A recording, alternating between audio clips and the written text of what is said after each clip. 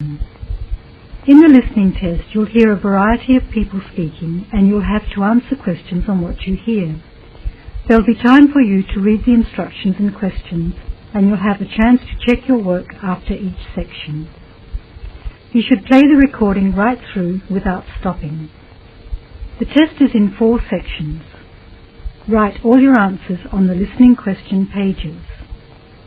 At the end of the Real IELTS test, you'll be given 10 minutes to transfer your answers from the question booklet to an answer sheet. You should be prepared to do this with the practice test. Now turn to... You will hear a man telephone a travel company to book a holiday. First, you have some time to look at questions 1 to 4.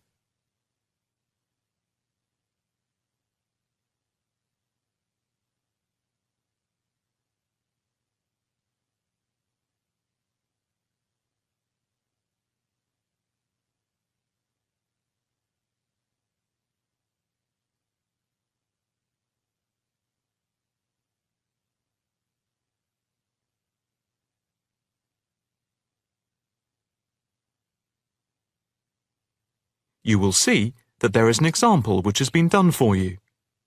On this occasion only, the conversation relating to this will be played first. Good afternoon. Italia Breaks. My name's Margaret. How can I help you? Hi. I'd like to book a short break in Italy. Hotel and flights combined. Anywhere in particular? Yes, Venice if possible. The holiday destination is Venice. So, Venice has been written in the space. Now the test will begin. You should answer the questions as you listen, because you will not hear the recording a second time. Listen carefully and answer questions 1 to 4. Good afternoon. Italia Breaks. My name's Margaret. How can I help you? Hi. I'd like to book a short break in Italy. Hotel and flights combined. Anywhere in particular? Yes, Venice if possible. We've been looking at some of your brochures, and I want to check if you have any special deals. Right. Let's have a look and see what we've got. Right. OK. I've got the screen up. Can you just give me a few personal details? Sure. First, can I just take your name, please, and a contact telephone number? Certainly. It's John Framlington. That's Framlington. And I'll give you my mobile number. I can't always remember it. Yes, here it is. It's 07987 441192. 441192. That's it. And how many people is it for? Just 2 adults. OK. Any particular price range? It's our first wedding anniversary, and we... Congratulations! Thank you. So we wanted somewhere nice, but not too expensive. We would like to make it something to remember. Maybe in the medium price range. OK. How many nights do you plan to stay? 5 nights only. That gives us plenty of time to do sightseeing and to relax. Right. That's 5 nights only. And what type of hotel? We initially thought of going for a 5-star, but that might be too expensive. So we've been looking at 4-star hotels. We've got quite a few in our brochure, but the one I would recommend is the Hotel Scotland. It's 4-star, and I know there are rooms available because I have just made a booking for another client there. I didn't notice that one. I don't know how I didn't see it. It's easy to miss them. I've also stayed there myself, as we sometimes have to go and check out the hotels. And of all the ones I visited, this was my favourite. Oh, right. Before you hear the rest of the conversation, you have some time to look at questions 5 to 10.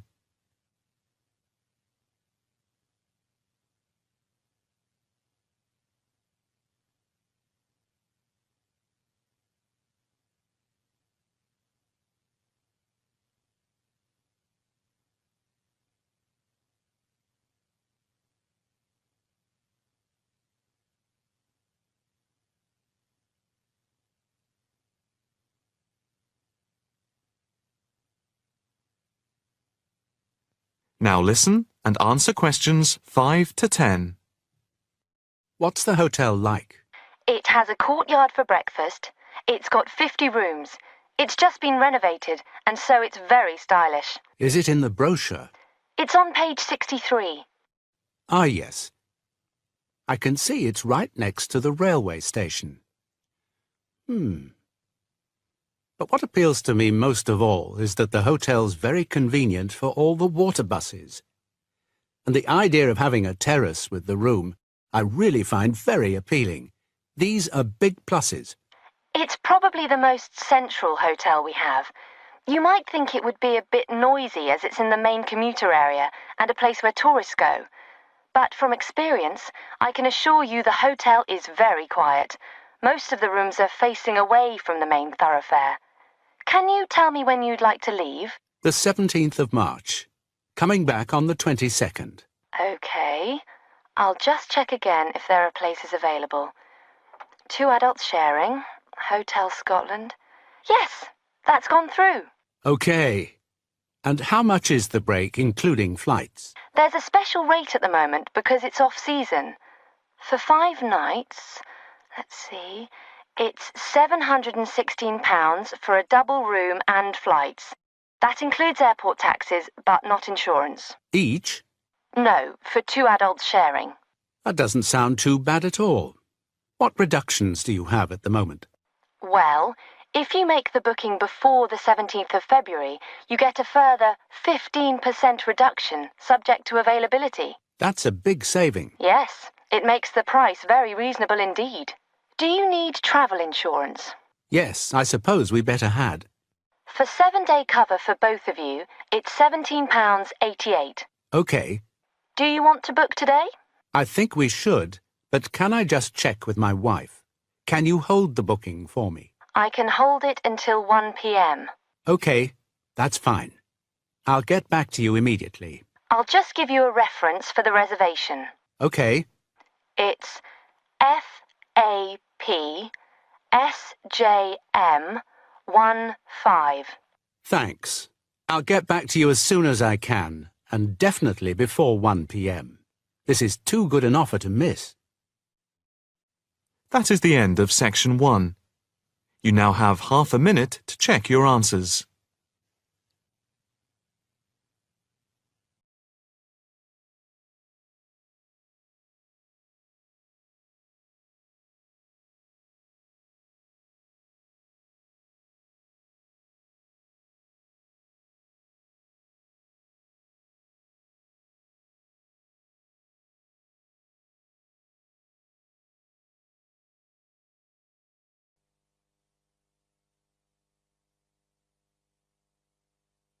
Now turn to Section 2 on page 129.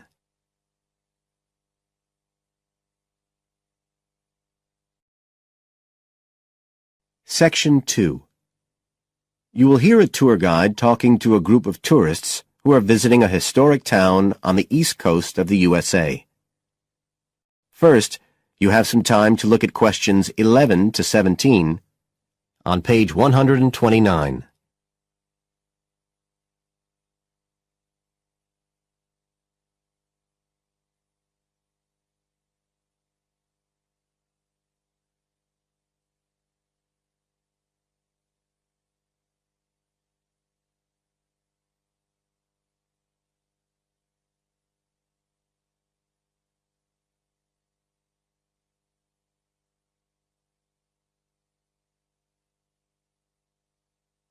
Now listen carefully and answer questions 11 to 17. Right. So here we are in Fairhaven, and we have a couple of hours to spend in this historic center before we carry on to our motel. And as you'll know from the itinerary of our trip, we're visiting Fairhaven because of its historical links with a man called Manjiro Nakahama. So I'll begin by giving you a brief overview of his life, and then you can explore the town at your leisure. Well, Manjiro Nakahama, as he was then known, was born in 1827 in a village by the sea in what is now Toshoshimazu in Japan. And like many people in that town, he became a fisherman when he was just a youngster. One day in 1841, when he was just 14 years old, he and some others were fishing far off the coast of Japan when they were caught in a storm and shipwrecked on a small deserted island. They had to wait for 6 months before they were rescued by an American whale ship that had stopped at the island by chance.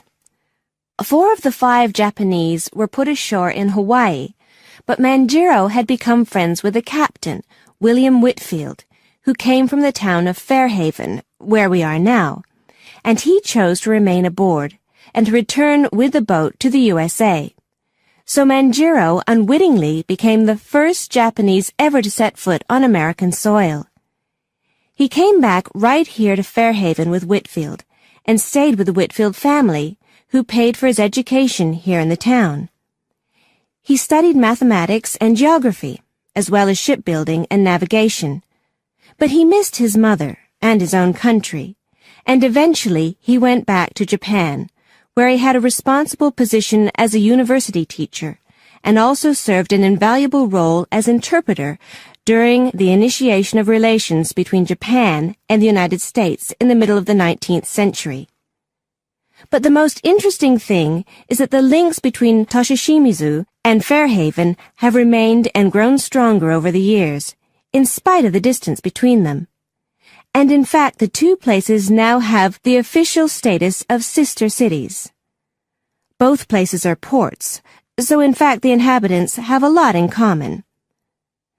There have been a number of visits by the inhabitants of Toshishimizu, in particular at the time of the festival, which is held every 2 years here in Fairhaven to celebrate the life and achievements of John Manjiro.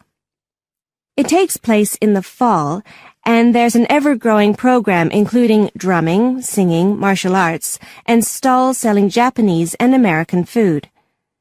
So if you're going to be in the region around then, it's really worth a visit.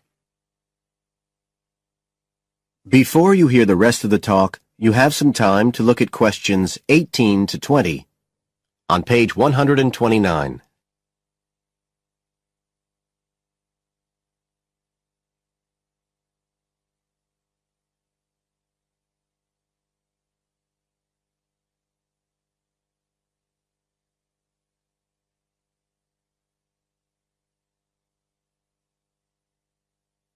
Now listen and answer questions 18 to 20.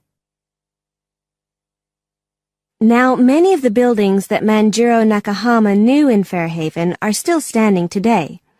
And so if you'd just like to hand round some copies of this map, I'll suggest the best route to follow to see them. Okay, so if you look at the bottom of the map, you can see the Millicent Library, and that's where we are now. Now, to follow the John Manjiro Trail, you go out of here along Center Street and then head up Main Street until you get to Pilgrim Avenue. Go down there and turn right at the end. Go straight on, and just on the corner with Oxford Street, you'll see a 2-story house. This is the Whitfield family house, and this is where Manjiro first stayed when he came to Fairhaven. It's still a private residence, so please respect the owner's privacy. Okay, now if you carry on along Oxford Street, then turn left at the end, you'll come to North Street, and about halfway down there is what's known as Old Oxford School. This was the very same school that Manjiro attended when he lived here. It was considered to be the best school in town because of the quality of the building. Unusually, it was built of stone, and the quality of the teaching. Nowadays, it's usually closed, except on special occasions. Go on to the end of North Street and turn the corner onto Adams Street. If you follow the road down back towards the library, you go round a couple of sharp bends, and on the second of these, you can see the School of Navigation, which Manjiro also attended. And if you follow the road on, you'll soon find yourself back here at the library. And I'd suggest you spend some time looking round that too, if you have any time left. Right. Now, Does anyone have any questions? That is the end of Section 2. You now have half a minute to check your answers.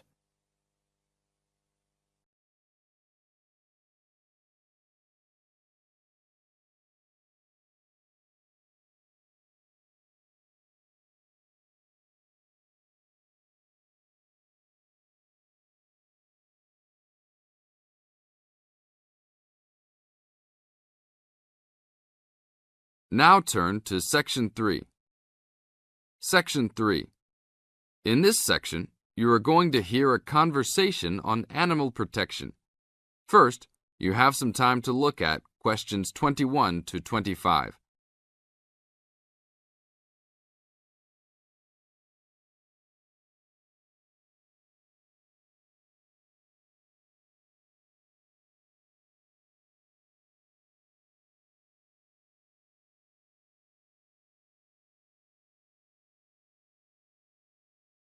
Now listen to the tape and answer the questions. Thanks for joining us today, Mike. How did Baja California become a consideration for a condor release? Our recovery plan for California condors requires us to re-establish the birds in as much as their former range as possible. Baja, being the southernmost recent range for the California condor, works well in that they were only recently lost from the area, mid-1930s, and considerable habitat still remains. It is very isolated with very few people in the area. The mountains are spectacular, ranging up to 10,000 feet, or 3,000 meters. Our selected release site is at nearly 8,000 feet, 2,400 meters. Mike, how many birds do you envision flying free in this area, Baja, in the future? We will be releasing 4 to 8 birds on a yearly basis and will reconsider the situation when we have 20 birds in the area. What age do the birds have to be before moving them? That's a good question. Typically, we move them at 8 months to 18 months old. Birds are ready to fledge, or leave, from the nest at 6 to 7 months of age. In our current release group in Baja, we have birds as old as 30 months. It will be interesting to see how they behave. I expect that they will want to range more than younger birds and make it challenging for us to keep up. Is there a maximum number of birds a certain area can support? Yes, it's called the carrying capacity for any area, for any species. In our case, our strategy to find that number is to saturate the environment to a level where we determine that the birds are showing difficulty either in finding food, behaviorally, or in survivorship. That level is greatly determined by the availability of food in the area and nesting possibilities.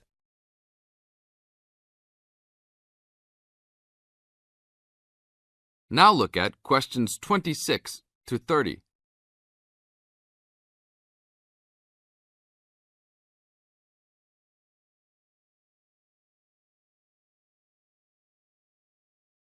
As the talk continues, answer questions 26 to 30. What do you hope to accomplish with this release in the long run? I expect that well within 10 years the condors will be flying north and joining birds already released in Southern California. Hopefully we will reach at least 150 birds in each of these populations within about 15 years. What would you say is the biggest contribution to the California Condor program's success? That would have to be the fact that we were able to breed the birds in captivity from the 27 birds we started with in 1987 to the 205 birds we have today. This is thanks to cooperation between the San Diego Wild Animal Park, the Los Angeles Zoo, and the World Center for Birds of Prey in Boise, Idaho. Are there any problems keeping track of and protecting your released animals outside of the US? Nope. We are using radio transmitters and will be using the new satellite and GPS transmitters as well. Which system is better? Using satellites. The advantages over radio telemetry are numerous. It makes it possible to keep up with the bird's flight without being led miles in a matter of minutes.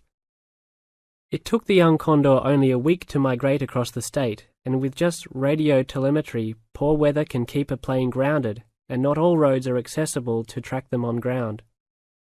New technology will allow one to be able to track birds that are not accessible by plane. Also, it is a new way to gauge the effectiveness of reintroduction. How so? If a condor transmitter works properly, researchers will get a location every 10 days for about 2 years. Do you see an end in sight for the need to breed condors in captivity? Yes, that would be great. But it will take a while for us to establish the two wild populations and make sure that they are sustainable.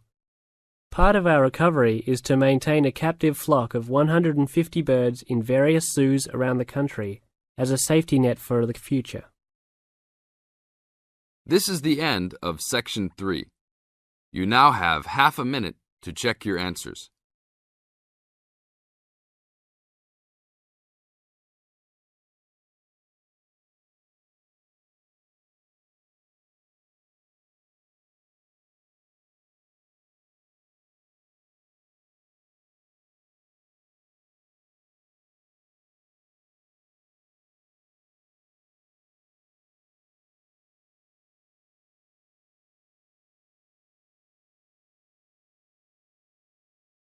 Now turn to Section 4. Section 4. In this section, you are going to hear a lecture on ecology. First, you have some time to look at questions 31 to 35.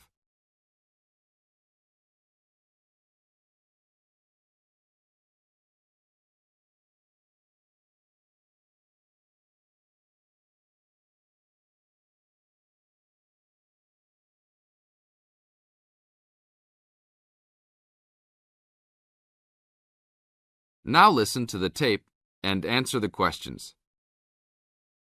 Good afternoon. I'd like to turn it over to Dr. Carey, who will talk about the programme in restoration ecology.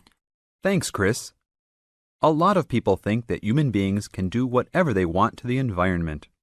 But as Aldo Leopold taught, land is a system of interdependent parts which should be regarded as a community and not a commodity.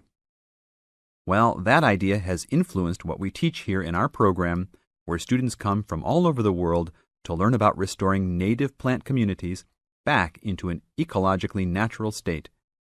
This field is therefore a combination of formal science with practical applications, and that is quite attractive to many people. We have students, for example, from many different nations who come just to take part in this unique program. Our location is also quite unique. We have the world's oldest restored native plant community in Curtis Prairie at the Wisconsin Arboretum. Some say that this is proof that the science of restoration ecology was birthed in Wisconsin. Well, that may be oversimplified, but our reputation is strong. But students don't have to study prairies only. One student, Edmund Mukala from the Congo, came to study restoring ancient wetlands in the Congo using knowledge gained from historic samples of the soil seed bank. Not all the seeds survived, but some can remain dormant for many years. Mr. Mukala wanted to find out what type of community would be most similar to that ancient seed bank. He has recently returned to the Congo and is now cooperating with the government to implement his findings.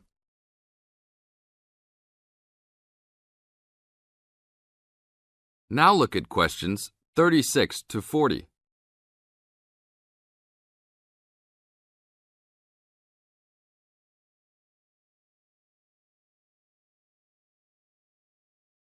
As the talk continues, answer questions 36 to 40. So the only prerequisite for doing research here is that it is a native plant community. That means not just prairies, but wetlands, woodlands, savannas, and other environments. We're proud of the diversity of research topics in our program. And we continue to grow. This year we have 32 new students from 8 different countries. When students first arrive, they begin rigid coursework in statistics, ecology, plant identification, and the theory of landscape change. Then they take part in internships at local conservation agencies such as the Arboretum, the Nature Conservancy, the Parks Department, and others. We find internships to be crucial in helping students apply the knowledge they have gained in the classroom. And we're proud to say that, since the beginning, we have graduated 277 students with master degrees from our programs and 122 students with PhDs. Some have gone on to bigger and better things. One graduate is now the director of the Worldwide Fund for Nature in China. Another is the director of Parks Development in California. And others now lead their own research departments in universities around the world. This is the end of Section 4. You now have 30 seconds to check your answers.